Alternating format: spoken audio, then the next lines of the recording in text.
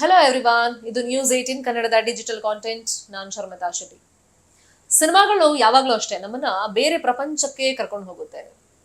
ಅದು ದುಃಖ ಇರ್ಬೋದು, ಖುಷಿ ಆದಾಗಿರ್ಬೋದು, ಮೂವಿ ಲಿಸ್ಟ್ಗಳೇ ನಮ್ಮ ಹತ್ರ ಇರುತ್ತೆ. ಆ ಸಿನಿಮಾಗಳನ್ನ ನೋಡಿದಾಗ ನಮ್ಮ ಮನಸ್ಸಿಗೆ ಏನೋ ಒಂದು ಖುಷಿಯ ಭಾವ ಸಿಕ್ಬಿಡುತ್ತೆ.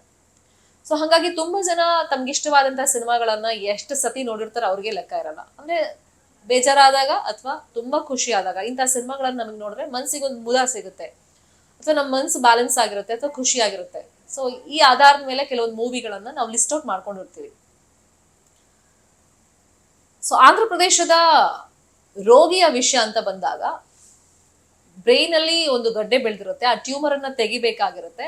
ಆ ರೋಗಿಯನ್ನ ಎಚ್ಚರವಾಗಿರಿಸ್ಕೊಂಡೆ, ಅಂದ್ರೆ ಅವರಿಗೆ ಅನಸ್ತೇಷಿಯಾ ಕೊಡದೇಲೆ ಪ್ರಜ್ಞೆ ತಪ್ಪಿಸದೆ ಈ ಆಪರೇಷನ್ ಮಾಡ್ಬೇಕಾಗಿರುತ್ತೆ. ಡಾಕ್ಟರ್ಸ್ ಪಾಲಿಗೆ ಇದೊಂದು ಮೇಜರ್ ಸರ್ಜರಿನೇ. ಮತ್ತೆ brain surgery, awake brain surgery ಅಂದ್ರೆ ಎಚ್ಚರವಾಗಿರಿಸ್ಕೊಂಡೆ ರೋಗಿಯನ್ನ ಆಪರೇಟ್ ಮಾಡ್ಬೇಕಾಗಿರುತ್ತೆ. ಆ ಟ್ಯೂಮರ್ ಅನ್ನ ಬ್ರೈನ್ ಇಂದ ತೆಗಿಬೇಕು. ಮತ್ತೆ ಅದು ಸೂಕ್ಷ್ಮ ಜಾಗದಲ್ಲಿರುತ್ತೆ ಬ್ರೈನ್ ಅಲ್ಲಿ.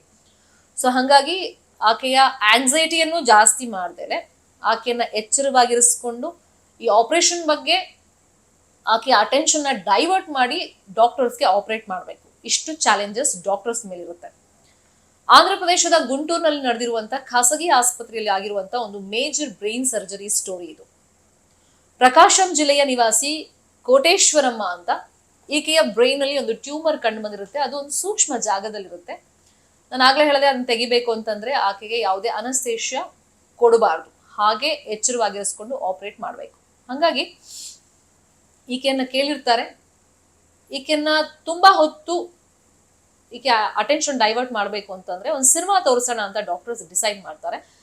ಆಂಧ್ರದ DCM ಪವನ್ ಕಲ್ಯಾಣ್ ಅವರ ರೀಸೆಂಟ್ ಸಿನಿಮಾ OG ಸಿನಿಮಾವನ್ನ ಈಕೆಗೆ ತೋರಿಸ್ಕೊಂಡೆ ಆಪರೇಷನ್ ಅನ್ನ ಇಲ್ಲಿ ವೈದ್ಯರು ಮಾಡಿದ್ದಾರೆ. ಮತ್ತೆ ಆಪರೇಷನ್ ಮಾಡುವಂತ ಸಂದರ್ಭದಲ್ಲಿ ಆಕೆ ಹತ್ರ ನಿರಂತರವಾಗಿ ಡಾಕ್ಟ್ರು ಮಾತಾಡ್ತಲೇ ಇದ್ರು, ಅಂದ್ರೆ ಆಕೆಯ ಕಂಡೀಷನ್ ಬಗ್ಗೆ ತಿಳ್ಕೊಳ್ಳುವಂತ ನಿಟ್ಟಿನಲ್ಲಿ. ಮತ್ತೆ ಈ ಸಿನಿಮಾವನ್ನು ಕೂಡ ಪೂರ್ತಿಯಾಗಿ ತೋರಿಸಿದ್ದಾರೆ, ಆಪರೇಷನ್ ಅನ್ನ ಮಾಡಿದ್ದಾರೆ. ಆಪರೇಷನ್ ಈಗ ಸಕ್ಸಸ್ ಕೂಡ ಆಗಿದೆ. ನಾನು ಆಗ್ಲೇ ಹೇಳ್ತೀನಲ್ಲ, ಈ ಸಿನಿಮಾ ಕೂಡ ಒಂದು ಪ್ರಭಾವಿತ ಮೀಡಿಯಾ.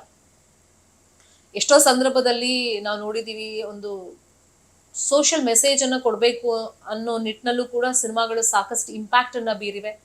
ದುಃಖ ಆದಾಗ ಅಥವಾ ಸಂತೋಷ ಆದಾಗ, ಇಂತಹ ಆಪರೇಷನ್ ಸಂದರ್ಭದಲ್ಲೂ ಕೂಡ ಸಾಕಷ್ಟು ಸಿನಿಮಾಗಳು ರೋಗಿಯ ಪಾಲಿಗೆ ಅಥವಾ ಬೇಜಾರಾದವ್ರ ಪಾಲಿಗೆ, ತುಂಬಾ ಸಂತೋಷ ಆದವ್ರ ಪಾಲಿಗೆ, ಅಂದ್ರೆ ಆ ಸಂದರ್ಭದಲ್ಲಿ ನಮ್ಮ ಮನಸ್ಥಿತಿ ಹೆಂಗಿರುತ್ತೆ, ಸಿನಿಮಾಗಳು ಕೂಡ ಅದೇ ರೀತಿ ನಮ್ಮ ಮೇಲೆ ಪ್ರಭಾವವನ್ನ ಬೀರುತ್ತೆ ಅನ್ನೋದಕ್ಕೆ ಈ ಆಪರೇಷನ್ ಕೂಡ ಒಂದು ಬೆಸ್ಟ್ ಎಕ್ಸಾಂಪಲ್ ಅಂತ ಈಗ ಚರ್ಚೆಗಳು ನಡೀತಾ ಇದೆ.